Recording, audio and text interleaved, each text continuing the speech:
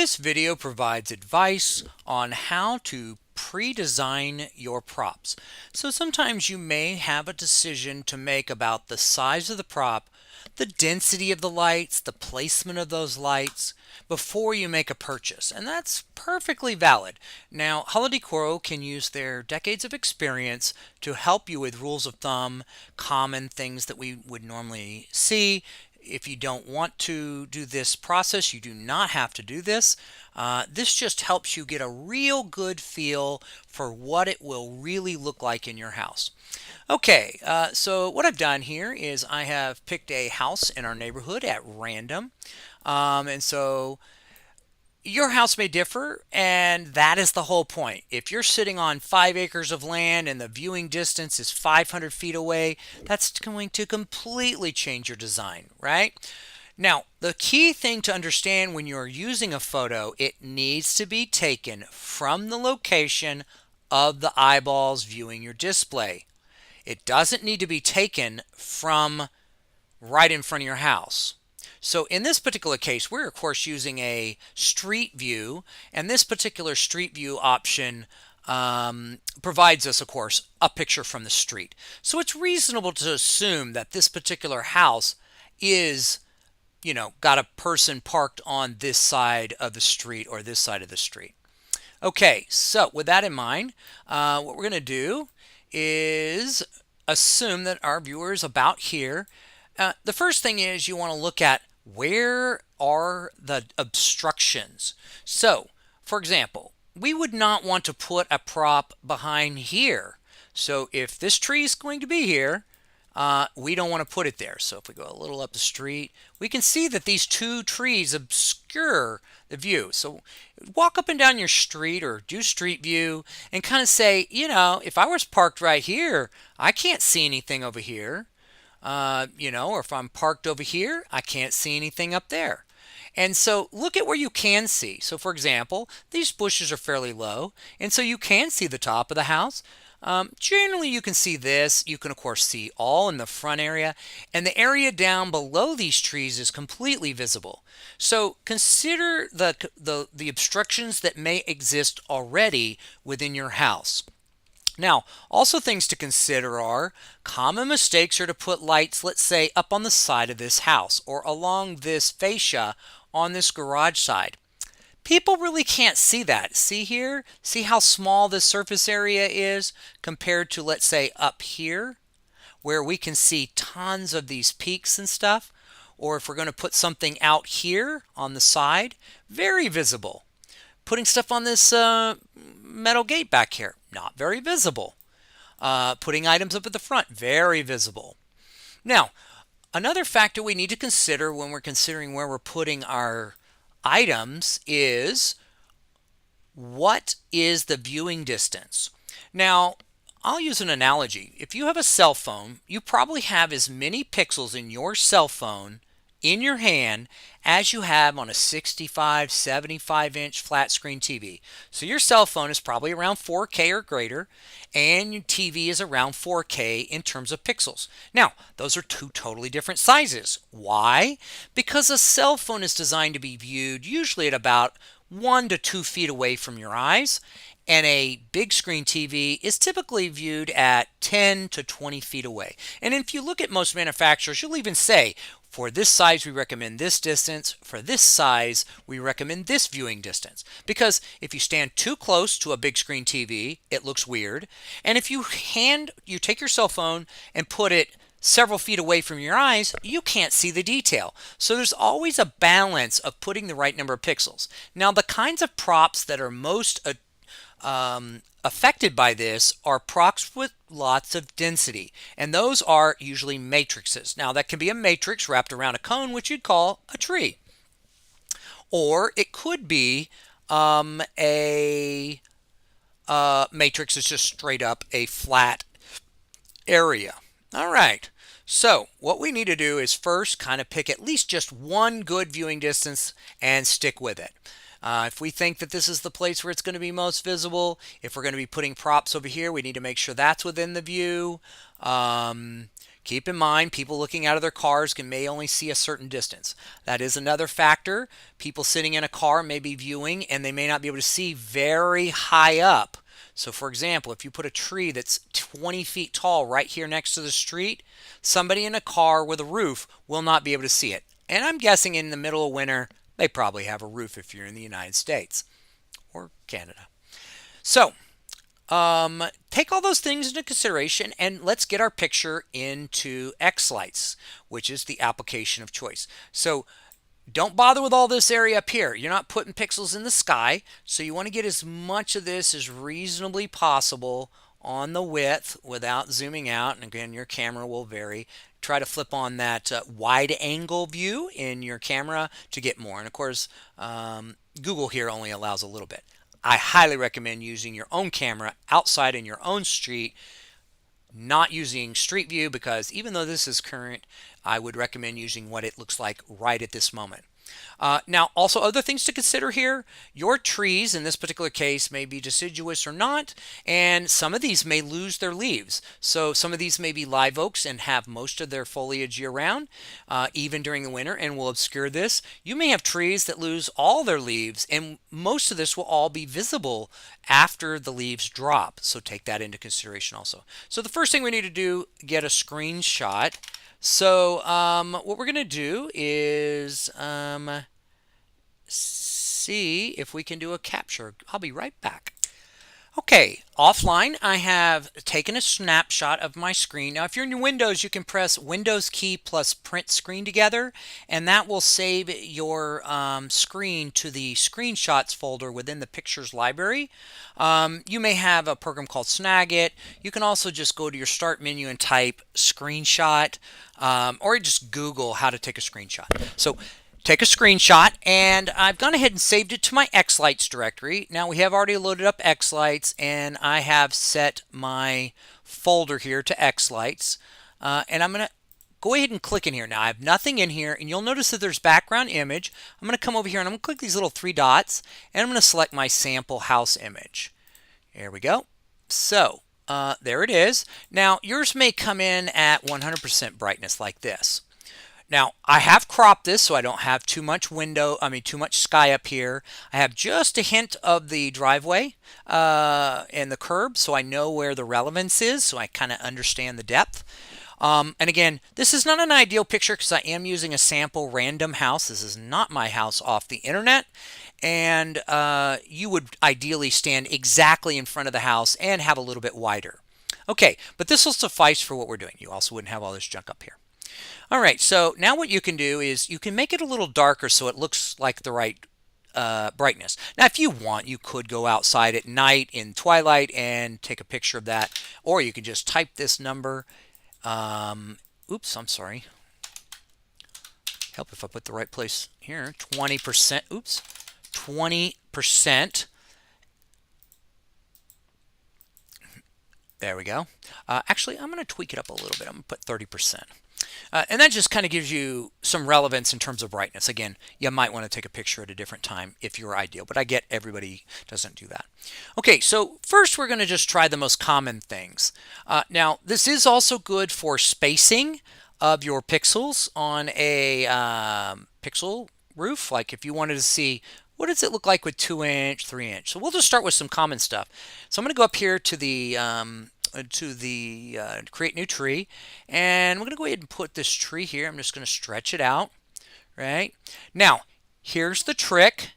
You'll need a point of reference. There are no absolute measurements within here, so this is all relative. So what you might want to do is go out there and, for example, measure the width of this particular driveway and see what the height of the width is.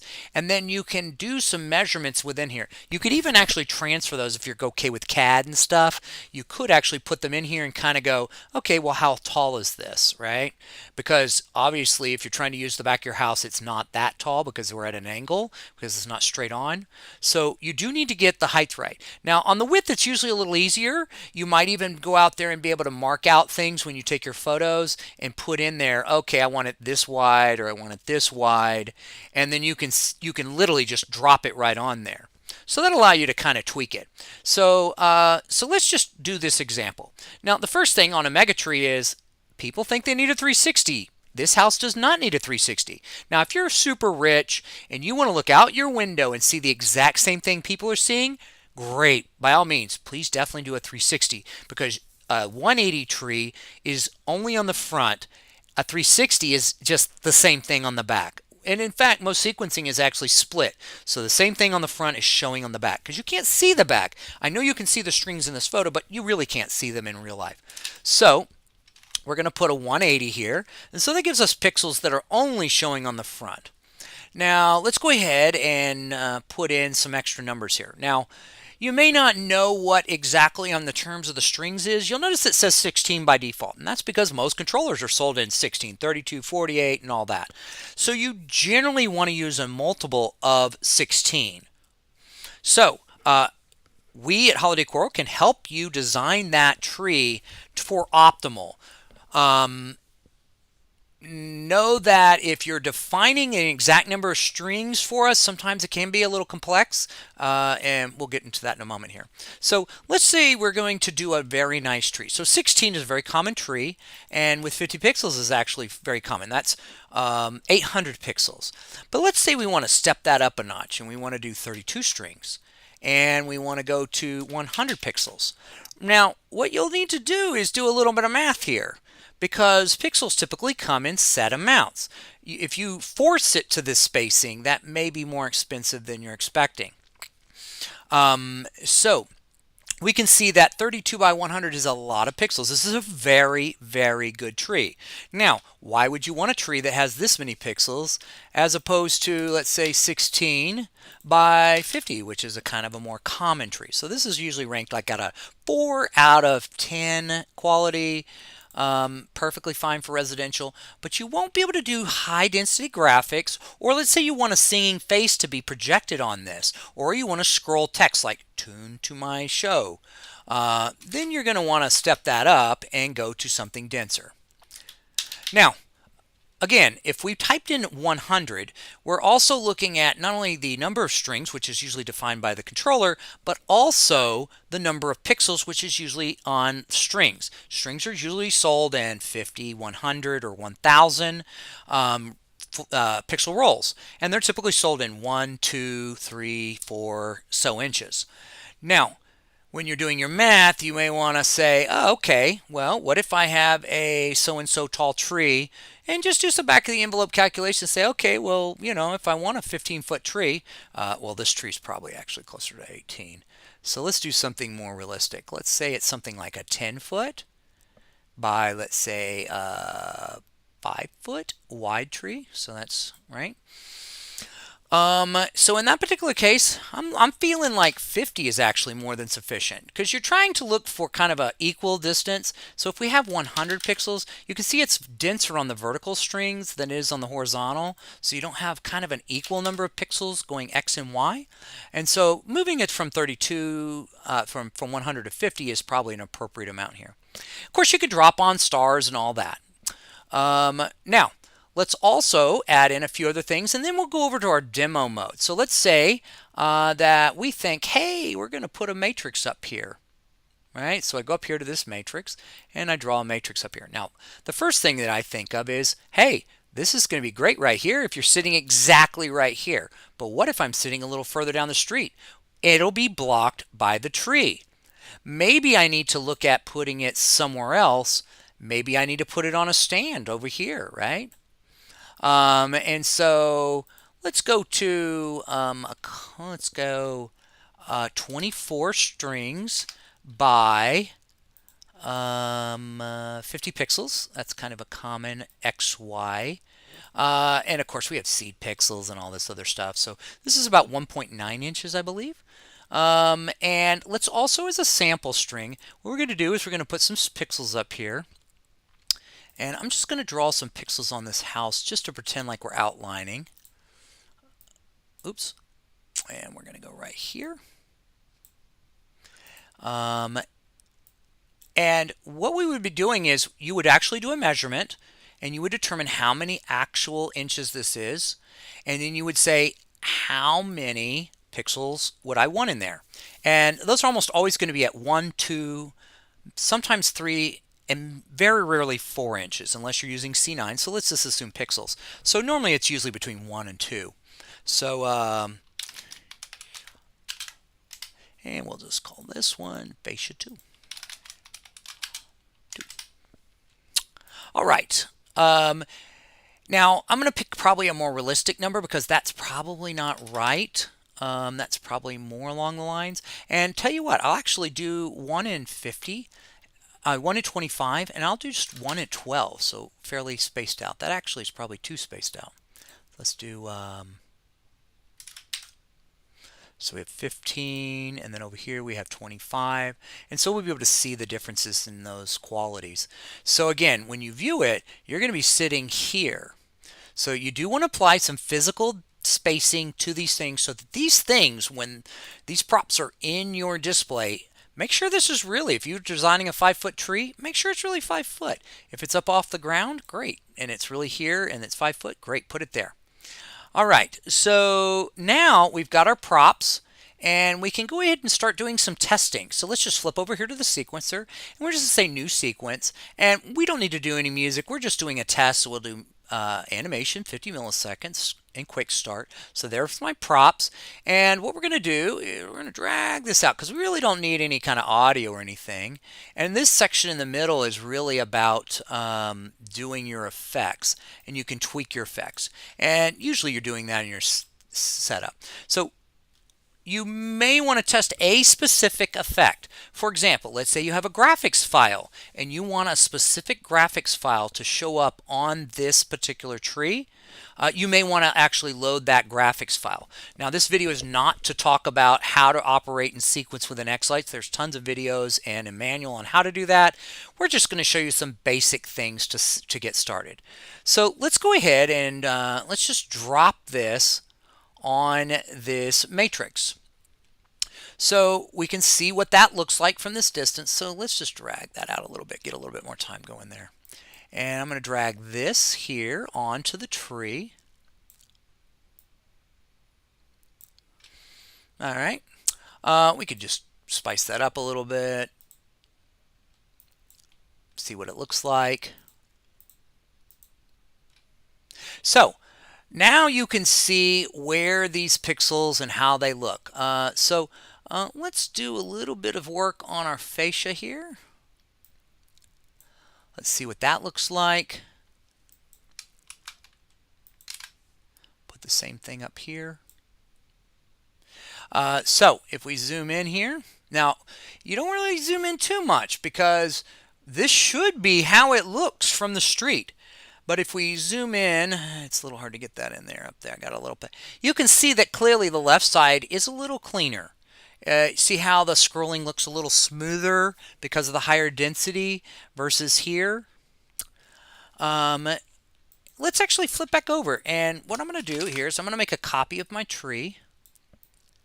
So we're going to do tree 2, and let's actually make our first tree a more standard 16 strings, so 800 pixels. So this is 16 by 50, and this is going to be 32 by 50. And actually, here, let's just go nuts. Let's just add another one that's just crazy dense. Again, 100 of the pixels. And that's approaching commercial level quality at a 10 foot. Got all the same sizes here. So whenever you've already created a sequence, you have to go in here to edit, display elements. You're going to get this screen. You will notice that they are not in there, so I'm going to just click them and they're going to add them to the thing here. So I'm going to close that out now. Okay, so what I'm going to do is I'm going to take our tree. Where's our first tree? So there's our tree. So there's a sequence, and so we have consistency. What we're going to do is we're just going to put that exact same thing on all three here, so you can kind of gauge them. So when we see these trees, you can see good, better, that's just crazy nuts, best. Right? Like that's a lot of pixels. So now you can really see what's the difference here. Now, where it really come into play is in graphics. Now you can see from from these three, even though there's an insane difference in the number of pixels here, they still have basically the same effects. You can see there's a few more gaps in here. You can see there's less between this moderate, better, and best tree. But it's really actually kind of hard to tell the difference here, right? Another interesting thing that happens when you start adding a lot of pixels is they become too bright. So you actually will have to downgrade the output levels on a tree with that many pixels because it will literally overwhelm somebody, especially on a product that's this close to the street. Now, if you push a product back further, you may enjoy that additional brightness. So, where does this really matter? It matters around things like text. So let me go ahead and set up some text and I'll be right back. Okay, so now what we're going to do is we're going to put some text on the tree here. So we're going to go to this tree and I'm just going to click on that effect, and over here on the left in the effect settings I've got it currently going as bars. I'm just going to go over here, type T for text, go down here and select text, because again, text is something that has to require a certain number of pixels to be clear. Just like on your cell phone, you need it to have enough pixels to be easily viewable. So this is a test. You can of course do all kinds of lyrics and all kinds of stuff. Now what's critical here is the font. You can see that we have 9 pixels tall here, or 9 pixels, I'm sorry, 9 points. You may need to go to a different font size depending upon what it is. Also, some fonts can be very hard to display. So if you have really weird things like this, you'll see that sometimes without enough pixels you can't get enough clarity. So we'll just leave this weird font here. We're going to make it go, let's say, to the left. And let's go ahead and do... well, that actually is fine. Let's see if we bring it down a little bit so it's not as high. Oops. Let's do -20. Okay, so obviously when you can see with positioning, so this is a test, right? So you can see that's pretty clear, easily visible at this distance. So let's go ahead and try doing that on our other tree. So what I'm going to do is take this, I'm going to hit Control C, I'm going to come up here to this tree right here, put it on that tree so we can see the exact same text on that tree. And I'm going to go up here to this tree and I'm going to just paste that there, put that on there. Okay, so now we're looking at the exact same text on all 3 trees. Now, you can see again that first of all, this text has shrunken. It isn't shrunken, it's the same size. It's just that the number of density in these pixels is different on this particular tree. So that means we need to increase the actual size of that font specific to that tree. So I think it's this one. So let's go in here and change the font size to something bigger. So now you can see it's almost the same size, even though this is 28 points and this is 16. Does that make sense? Well, it's double the point size, but there's double the number of pixels from 50 to 100. So that totally makes sense. Now, you can see that this is still plenty visible. This is more commercial grade where you just want as many pixels. You can see that there's some gaps here, but this is still perfectly readable. This is a test. Maybe what we do is we just slow that down a little bit, maybe. So it's a little more visible because it takes the brain a little bit more time to see is that text actually what those letters are. As where there's more pixels just makes it more readable. But you can still see this is a test. So, again, use this test to determine if you think a particular prop is really best for your display and its density. You can work out a lot of these issues before you ever buy a single prop and determine if it's the right size. Again, you do need to take into consideration that some of these things you draw have to be made in the real world, and there may need to be some tweaking to make sure that those are optimal for what we designed. So again, if you drew out 24 strings, that may not be optimal. Actually, 32 or 16 would be optimal. So we're happy here at Holiday Crow to help you work through those physical designs.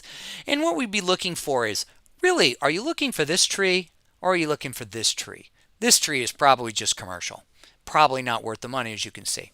So hopefully this is helpful, and we hope you have a great season.